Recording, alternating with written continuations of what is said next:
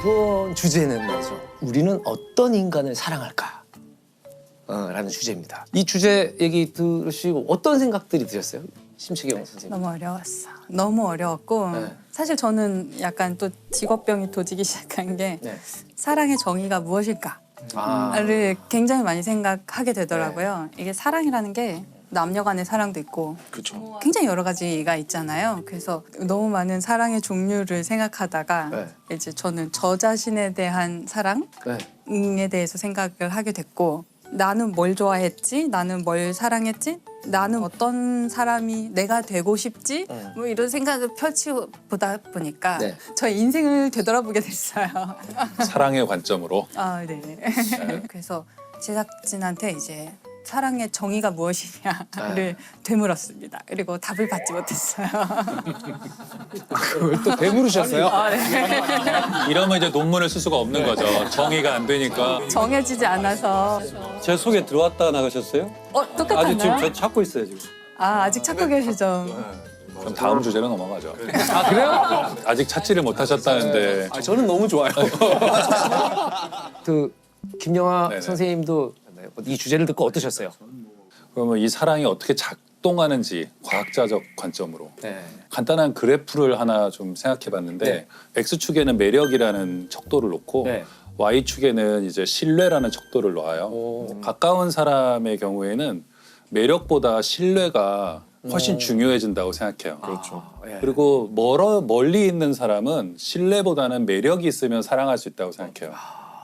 쉽게 말해서 그래프로 그럼 그래 나오겠지만 그게 무슨 뜻이냐면 우리가 가족이라던가 뭐 아주 가까운 친구는 신뢰할 수 있어야만 전 사랑할 수 있는 것 같아요. 부부라던가 이런 사람은 이 사람에게 내가 마음을 터놓을 수 있고 그 사람이 나를 믿는다는 게 나도 느껴지고 네. 그런 사람이 사랑할 만한 사람인 것 같고 근데 매력도 곧 잊혀지잖아요. 그죠? 그럼요. 네, 근데 멀리 있는 사람, 신뢰는 그렇게 중요하지 않은 것 같아요. 그 매력이 있으면 우리는 사랑하는 것 같아요. 가까이 있는 사람한테보다 더 사랑할 수도 있거든요. 맞아요. 멀리 맞아요. 있는 네. 사람을. 도대체 우리가 멀리 있는데 뭘 한다고 매력을 느끼며 그 사람들을 그렇게까지 사랑하나 그것에 대해서 좀 생각해봤어요. 뭐가 우리를 멀리 있는 저 별과 같은 존재들 뭐 그런 존재들을 사랑하게 만드는가. 신뢰 말씀하시니까 그 배경옥 작가의 소설 중에 애인의 애인에게란 책이 있어요. 네네. 거기 보면 어떤 그 재밌는 문장이 나오냐면은 결혼은 상대에게 예측 가능성을 주는 것이다. 결혼 이전에 서로 만나고 애인 사이일 때에는 사실 끊임없이 놀라움을 사실 줘야 돼요. 아 그렇죠, 그렇죠. 사실 그 사랑하는 사이는 서로 간에 모르는 게 있어요. 무지가 있어야 사랑이 네. 완벽하게 알땐 사랑이 생기지 않고 설렘이 생기지 않거든요. 맞아요. 아 너무 슬퍼. 하지만 그 사랑이 이제 제도로 들어갈 때 우리에게 필요한 것은 상대에게 예측 가능성, 바로 신뢰를 얘기하는 거죠. 그렇죠. 네. 그러니까 이제부터는 저 사람이 내가 어떻게 행동할지를 충분히 예측 가능하게 해줘야 되고 그러기 위해서는 끝없이 약속을 지키는 그렇죠. 작은 맞아요. 약속들, 수많은 약속들을 지켜가는 과정을 통해서 그런 차이가 있는 것 같아요. 그게 다르죠. 특히 그 성질이 얘가 그 결혼 제도가 보여주는 사랑이 그런 종류의 사랑이에요. 네. 그러니까 다시 말해서 그토록 뜨거운 열정은 없어지고. 이제 시작도 안 한 사람들 소극적인 거. 그러니까 지금 저만 미혼인 거죠? 그렇죠. 그 결혼 제도에 대한 뭐랄까요? 특히 저희 같은 90년대생들부터 그 제도에 대한 약간 근본적인 회의감을 갖게 되는 그런 이제 그런 마음이 있어서 그러니까 저는 참 되게 무섭기도 하고 일단은 네. 되게 긴가민가 해요. 네. 아, 어떤 사람과 영혼을 약속을 하고 뭐 주례를 하고 친구들을 네, 모으고 네. 그런 일이 내 인생에서 일어날 수 있을까에 대한 생각을 예전에는 자연스럽게 그냥 아 뭐 나도 때 되면 뭐 취직해서 열심히 이렇게 해서 결혼하겠거니 했는데 일단은 제가 삶을 사실은 어떻게 보면 비일반적인 삶을 제가 선택해서 살게 된 것도 있고 요 몇 년 전부터 약간 갑자기 아 내가 안 할 수도 있지 않을까라는 생각이 들더라고요 처음으로. 근데 그게 한 번 드니까 약간 걷잡을 수 없는? 아 사실은 옛날 어른들이 얘기할 때 다 하면 결혼은 뭣도 모를 때 해야 된다. 근데 저희 어머니 아버지도 그렇게 얘기하셨어요. 예. 딱 제 나이 때 하셨는데 예. 잘 몰랐다고. 지금 너를 보니까 물론 부모님이셔서 그렇겠지만 네. 진짜 아무것도 모르는 어린애 같다. 근데 저도 제가 그런 거 같거든요. 나도 내가 어린애 같아요. 감독님은 진짜 그런 것 같아요. 감독님은 드물게 정말로 그런 거 그러신 것 같아요. 근데 저는 딱 되게 단순하게 생각했습니다.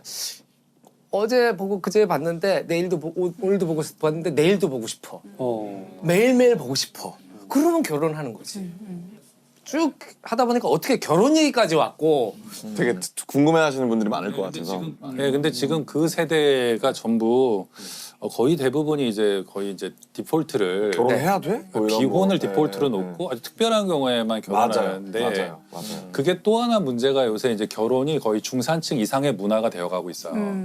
결혼을 할 때 비용이 많이 들기 때문에 이게 좀 소득이 낮거나 저소득층이거나 이런 경우에는 굉장히 큰 결심을 해야만 결혼이 가능해지고 절대적인 소득이 낮아서가 아니라 결혼을 함으로써 포기해야 되는 비용이 있잖아요. 그래서 기회비용이 많이 살죠. 너무 크죠. 그거를 나는 내가 혼자서 더 윤택하게 사는데 투자하고 싶은 맞아요. 게 더 정 말씀하신 대로 기본이 된 것 같아요. 맞아요. 근데 19세기 이후에 낭만적 이 결혼관에서는 결혼은 사실 연애의 연장처럼 생각했기 때문에 사랑이 계속돼야만 하고 막 가슴이 계속 몇 년 동안 몇십 년 동안 뛰어야 되는 줄 알지만 그러면 병원에 가야죠. 몇십 년간 가슴이 뛰면 신부전. 예. 저는 그거보다는 성격이 달라진다고 생각해요. 결혼하면 굉장히 장기적인 어떤 신뢰 관계로 들어가는 것이고 그래서 저는 신뢰도 매우 굳건하고 오래 지속되는 신뢰도 일종의 사랑이라고 생각해요. 우리가 사랑이 뭔지를 정의할 수는 없지만 네. 이 세상은 사랑으로 충만해 있잖아요. 네. 그렇죠. 심채경 박사님이 사랑한 인간. 예. 이 주제를 들으셨을 때 고민이 많으셨다고 그랬잖아요. 너무 고민을 많이 했어요. 음. 일단 사랑이란 무엇인가부터 시작해야 했고 우리는 어떤 사람을 사랑하는가? 우리가 사랑한다는 것은 사실인가? 실제로 무엇을 사랑하는 것인가? 이런 생각을 사실 되게 많이 했어요. 너무 많은 고민을 쓸데없이 많이 했는데 우리 이제 쓸데없는 얘기하는 프로그램이니까 그 제가 좋아하는 작가 중에 이제 알랭 드보통이라는 네, 알랭 작가 드보통. 있는데 이 작가가 사랑에 관한 3부작을 쓰면서 이제 좀 사랑에 대해서 말하는 작가의 대표 작가 중에 한 명이 됐어요.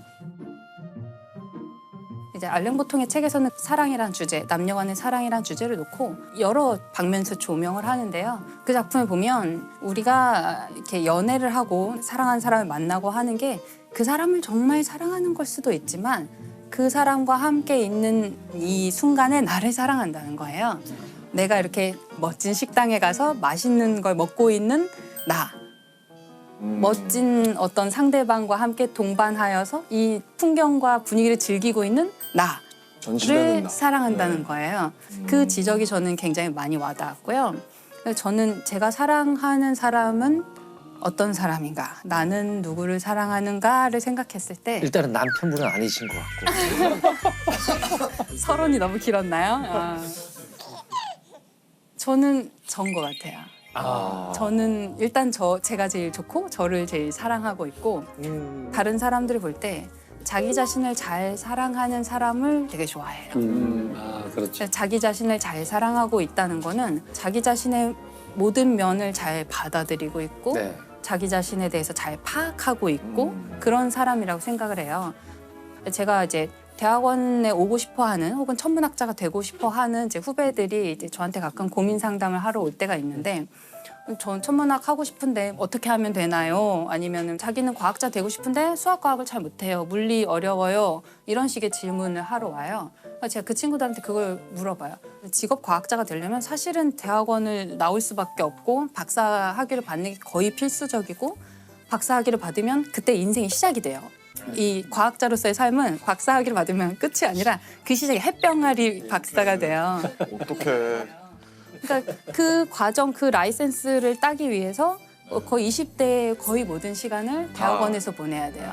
남들은 대기업에 학부만 졸업하고 대기업에 취직해서 대리 달고 과장 달고 하는 동안 난 계속 연애하고. 아직 대학원생이고 아직 대학원생이고 아직 대학원생인 거예요. 그래서 그 대학원생에 대한 밈이 그렇게 있군요. 그렇죠. 세상에서 예. 제일 불쌍한 사람, 뭐 집에서 자고 있던 대학원생, 뭐 이런 식, 예. 뭐 이런 식으로 맨날 항상 밈이 저는 전혀 몰랐는데. 농담 있어요. 원래 소년이 잘못하면 소년원에 가고 대학생 잘못하면 대학원에 간다고. 분명한 말이죠. 예. 우프다 우퍼. 네. 그러니까 그게 그 시간을 다 버틸 수 있는지, 나는 그게 가치 있다고 생각하는지, 내가 그 내 젊은 날의 시간과 모든 기회 비용을 다 투자하고 희생하고 할 만큼 내가 이것을 가치 있다고 판단하느냐, 저는 그거를 제일 먼저 물어보라고 해요. 너 자신에 대해서 알아야 돼. 천문학을 아는 것보다 너 자신에 대해서 먼저 탐구해 보기를 바란다. 그 얘기를 항상 하거든요.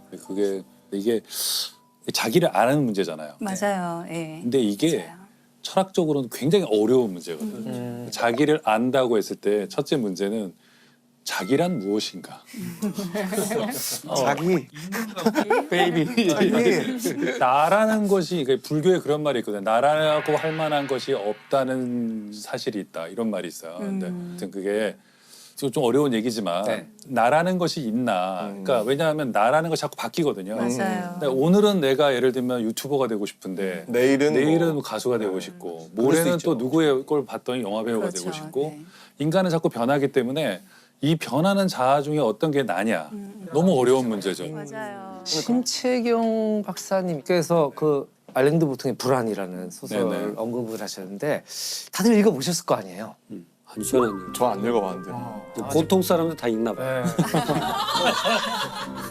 이게 자꾸 웃으면 안 되는데 웃겨요. 가끔. 예. 저는 좋아하는 책인데요, 네. 사실은. 어떤 이게 책이에요? 불안이 우리말로는 책 제목이 불안이라고 번역이 됐지만 원래는 지위 불안이라는 원제인데 손가락 그림이 나와요. 손가락이 하나 있을 때는 행복한 거예요. 우울하지 않아요. 근데 더 큰 손가락이 등장하면 이제 우울해지는 거예요. 이게 비교 대상이 나타나면 비교. 예, 나의 지위가 이제 불안해지는 흔들리니까. 거죠. 예.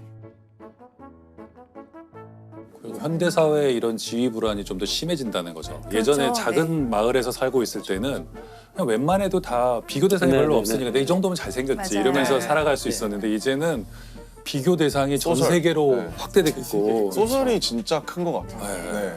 그 지위 불안이 심해졌죠. 청소년. 흔히 그런 건 이제 열등감, 그렇죠. 뭐 네, 열패감, 네. 뭐 네, 네. 이렇게. 이게 열등감과 열등감 콤플렉스는 다른 거예요. 네.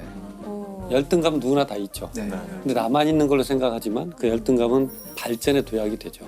아 그렇죠. 근데 이걸 인정 안 하는 게 열등감 콤플렉스예요. 아. 그러니까 작은 키가 큰 보폭으로 갖는다든지 오. 아, 네, 큰 사람이 어깨를 더 크게 움직여야지 목소리를 더 크게 한다든지 이건 있는 그대로 받아들이지 않고 역으로 열등감 콤플렉스가 돼버립니다. 열등감 얘기를 해주시니까 이제 다시 김연경 선수의 이야기로 좀 돌아가고 싶은 네네네. 생각이 드는데요. 그렇죠. 김연경 선수에서 여기까지 왔어요. 맞아. 네, 그 김연경 선수가 그런 너무나 자신만만해 보이는 인터뷰 같은 거를 할 때 그 인터뷰가 거만하거나 오만해 그렇죠. 보이지 않는 그런 여러 가지 이유 중에 하나는 이분이 옛날에는 굉장히 키가 작은 선수였다고 그랬었다고요. 하더라고요. 예, 예. 초등학교 4학년 때인가 배구를 시작했는데 중학교 3학년 때까지 배구단에서 제일 작아서 계속 벤치에만 있는 거예요. 자기는 경기를 뛰고 싶지만 계속 벤치에 앉아 있고 뭐 그런데 그 상황이 되면 누구나 굉장히 열등감, 열패감에 사로잡힐 수 있죠. 나는 왜 못 뛰지? 나는 뭐가 부족해서 아니면 배구 그만둘까? 이런 고민을 분명히 했을 텐데 너무 재밌는 게 이분은 그 벤치에 앉아서 선수들의 플레이를 계속 봤다는 거예요. 계속 관찰을 해서 이런 플레이를 하면 이런 결과가 나왔고 저기서 저 선수들이 어떻게 뛰었더니 이런 좋은 세트 플레이가 나왔고 이런 거를 계속 관찰할 수 있는 되게 좋은 기회로 삼았던 거예요. 벤치에서 마치 감독이나 코치가 된 것처럼 몇 년을 배구 경기를 열심히 관찰했기 때문에 나중에 본인이 정말 키가 훌쩍 자라서 본인이 직접 플레이를 하게 되었을 때는 이 배구 경기장의 흐름을 너무나 잘 아는 선수가 된 거죠.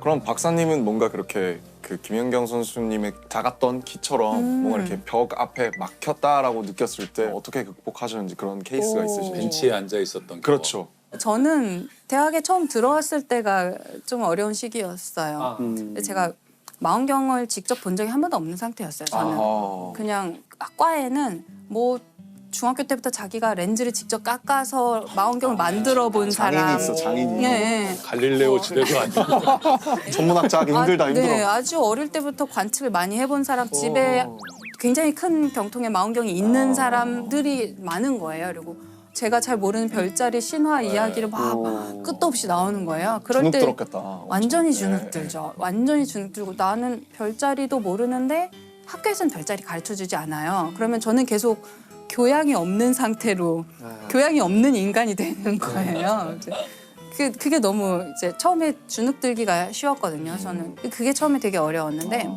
저는 좀 시간이 지나면서 제가 할 수 있는 일을 찾기 시작했어요. 예를 들어서 과학은 우리가 팀을 이루어서 일을 하기 때문에 계산 잘하는 친구가 너무 필요하고요. 컴퓨터 코딩 잘하는 친구가 필요하고 그래프를 너무 멋있게 누구나 이해할 수 있는 좋은 그래프를 그리는 친구가 또 필요하고요. 또 뭐 펀드가 필요하니까 과제 예산을 잘 따오는 어떤 다른 동료나 선배가 필요하고 그 모든 사람들이 팀을 이뤄서 일해요. 그중에 제가 할 수 있는 역할을 이제 찾는 거죠. 네. 그게 뭐였어요? 그렇게 하면 돈을 따오는 일? 돈을 따오려면 아직 좀 더 거물이 돼야 예. 되고 예. 쉽지 않구나 그거. 네, 저는 저는 왜 그래프 그리는 것도 그래프 예, 그리는 코딩하는 것도 코딩. 좋아하고 네. 그런 면에서 또 저는 꾸준히 가만히 앉아서 계속 그 자리에 앉아 있는 걸 잘해요. 사실은 그건 저도 재능이라고 생각해요. 저는. 재능이에요. 네. 쉽게 질리는 사람도 있는데 너가 열심히 하다가 다 못하겠으면 나한테 주고 가. 너 가. 그럼 내가 앉아서 나머지 하고 있을게. 오케이. 그러면 이제 다음 날 그 친구가 와서 그렇죠. 또 잘하는 거예요. 그래서 저는 운이 좋게도 과학은 팀을 이루어서 일을 하니까 저도 어딘가에 톱니바퀴가 맞는 데가 있는 거예요. 잘 찾아 들어가면. 제가 욕심을 막 부려서 저라는 퍼즐이 안 맞는 엉뚱한 곳에 가서 저를 막 끼워 넣으려고 하면 너무 괴로운데 그냥 그 순간에 그 팀에서 내가 할 수 있는 일을 계속 찾는 거죠. 그러면은 그럭저럭 지낼만 해요. 그럭저럭 행복할 수 있고 그럭저럭 실패하지 않을 수 있어요. 과학은 매일매일 좋다. 조금씩. 팀으로 일할 수 있고 문학은 그런 거 안 돼요. 맞아, 그렇죠. 맞아. 팀으로 만들면 싸워요. 누가 서문을 쓰고 뭐 이럴 수는 없잖아요.